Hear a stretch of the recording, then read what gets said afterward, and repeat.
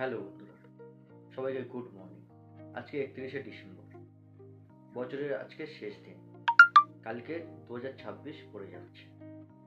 তো সবাইকে অগ্রিম ইংরাজি শুভ নববর্ষের শুভেচ্ছা, অভিনন্দন। আজকে আমরা আলোচনা করব গতকালকের ইপিএলে হয়ে যাওয়া ম্যাচকে নিয়ে। গতকালকের ইপিএলে চেলসি, ম্যানচেস্টার ইউনাইটেড এবং আর্সেনাল তারা নিজ নিজ ম্যাচে খেলতে নামে। চেলসির বিরুদ্ধে ছিল বার্নামাউথ।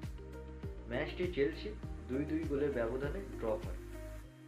ম্যাচের যে 4টি গোল হয়েছিল সেই 4টি গোল ম্যাচের প্রথমার্ধেই হয়েছিল। ম্যাচটিতে চেলসির হয়ে এস্তাভো দুর্দান্ত একটি পারফরমেন্স দেয়।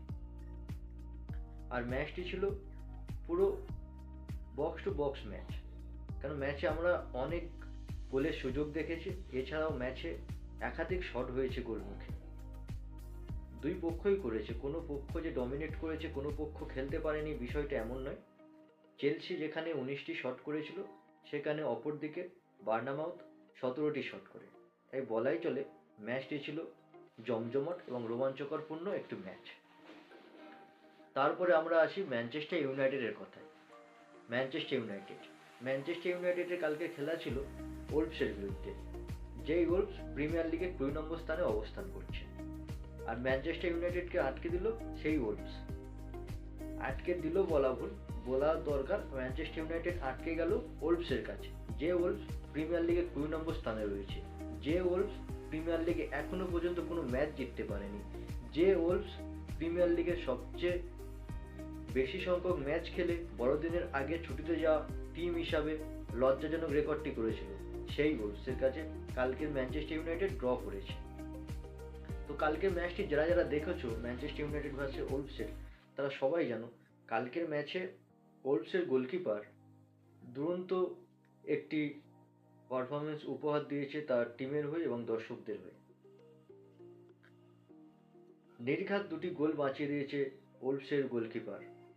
এছাড়াও কালকের ম্যানচেস্টার ইউনাইটেড যখন শেষ মিনিটে 89 মিনিটে জয়সূচক গোলটি করেন বাঁ প্রান্ত থেকে, ঠিক তখন যখন ভেবেছিল ম্যানচেস্টার ইউনাইটেড সমর্থকরা ম্যাচটি জিততে চলেছে ম্যানচেস্টার ইউনাইটেড, ঠিক সেই সময় সাইড লাইন থেকে রেফারি তার অফসাইড ফ্ল্যাগটি তোলে এবং গোলটি বাতিল হয়ে যায়।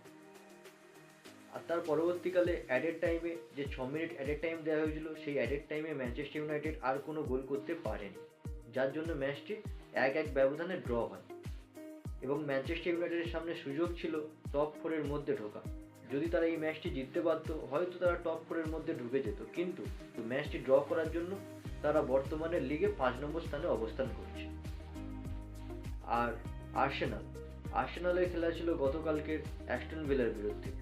হ্যাঁ, অ্যাস্টন ভিলা, উনাই এমরির অপ্রতিরোধ অ্যাস্টন ভিলা, যে অ্যাস্টন ভিলা বিগত 11টি ম্যাচ আনবিটেন, যে অ্যাস্টন ভিলা লাস্ট 13টি ইপিএল ম্যাচের মধ্যে 12টি ইপিএল ম্যাচ জিতেছিল, সেই অ্যাস্টন ভিলা। তাই আমরা সবাই ভেবেছিলাম ম্যাচটি খুব জমজমাটপূর্ণ এবং রোমাঞ্চকর হতে যাচ্ছে, মানে ম্যাচটা এক পক্ষ হবে না, দুপক্ষের খেলা হবে।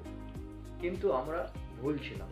কালকের ম্যাচটা যখন আমরা দেখা শুরু করলাম, প্রথমার্ধে তো কোনো গোল আসেনি, কিন্তু দ্বিতীয়ার্ধে আর্সেনালের যে ঝড় তুলেছিল, সেই ঝড়ে অ্যাস্টন ভিলা শুধু হেরে যায়নি, পুরোপুরি অ্যাস্টন ভিলাকে বিধ্বস্ত করে দিয়েছে। দ্বিতীয়ার্ধের শুরুতে আর্সেনালের হয়ে প্রথম গোলটি করেন আর্সেনালের ডিফেন্ডার গ্যাব্রিয়েল, তারপরে একের পর এক গোল, এবং ম্যাচের 4 নম্বর গোলটি করেন গ্যাব্রিয়েল জেসুস, এবং সেই গোলটি করার সাথে সাথে অ্যাস্টন ভিলার হার কার্যত নিশ্চিত করে দিয়েছিল এবং অ্যাস্টন ভিলাকে বিধ্বস্ত করে দিয়েছিল আর্সেনাল।